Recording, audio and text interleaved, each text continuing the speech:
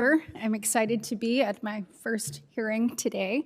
I actually want to follow up on the line of questioning from my colleague here across the aisle.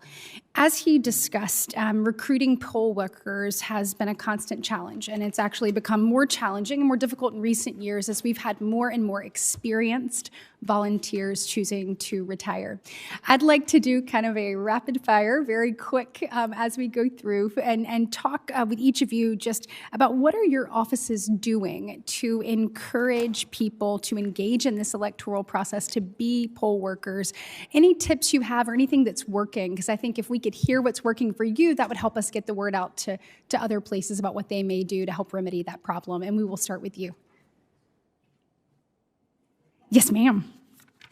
So not an election official, but I will say as part of our work with the Election Protection Coalition, we definitely push for people to sign up to be poll workers because we see them as an essential part of the process. Absolutely. And create guides to help voters know about the process. Okay, thank you. Yes, sir. So I would say it's twofold. One is related to compensation. In North Carolina, we pay our poll workers, but I also understand that in many jurisdictions, very fortunate in Durham County, in many North Carolina counties, they cannot pay reasonable compensation outside of the statutory baseline to engage workers in wanting to participate at polling places, which I think speaks to the need, as suggested by the National Association of Counties, for consistent, predictable federal funding to help in that regard. Thank you very much. Mr. Knapp? I would agree with that. More pay is always good. And I will say that in the last election, we had 2 counties that were struggling to find poll workers. Their counties decided to supplement what we reimbursed at the state level. Okay. And lo and behold, they had a surplus of poll volunteers. I will say that the biggest issue we have in South Carolina in regards to poll workers is the harassment that they received during the primaries from observers and watchers. One thing that my office did to kind of combat that, because our state statute is very vague on what watchers and observers are and what they can do. So I just established here's what you can do, here's what you can't do. Poll watchers, observers, you cannot scream at election officials. Got it. Election officials, you can't prohibit these observers from seeing what's going on.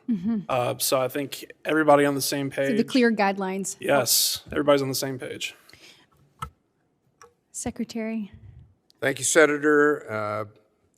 Our recruitment efforts go back to the primary in 2020, May of 2020. We didn't change our primary date. You recall that we were very much closed down as a result of COVID, as a result of the pandemic.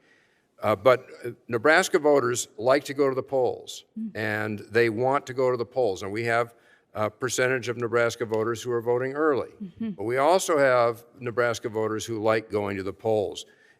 So we were committed to having every one of our polling places open, on time, all day, and we did so. We were successful in that. And one of the things we did was run a step-up campaign. We did this in radio, television, social media. And what we said was this: Nebraskans take care of each other, and they do.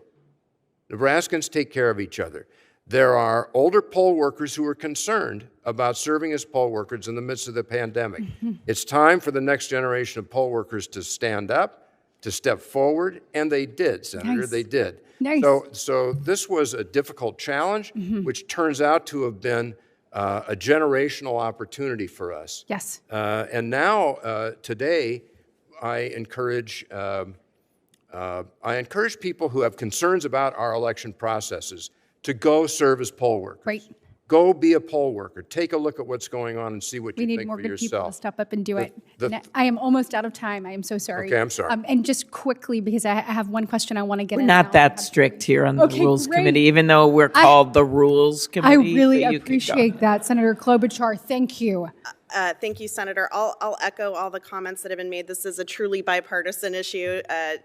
I will just dovetail on Senator Evans' campaign point. In my state, Secretary, sorry, all the S titles.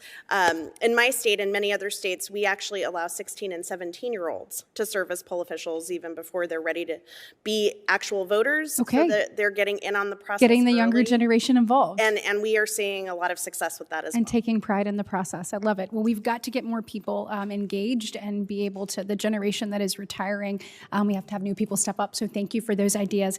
Quickly, if I may, just a question actually for Secretary Evnen. Am I saying that correctly? Excellent. Your testimony referred to your longstanding support of voter ID and overwhelming decision of Nebraska voters this past November to amend the state constitution to require a presentation of photo ID before casting a ballot.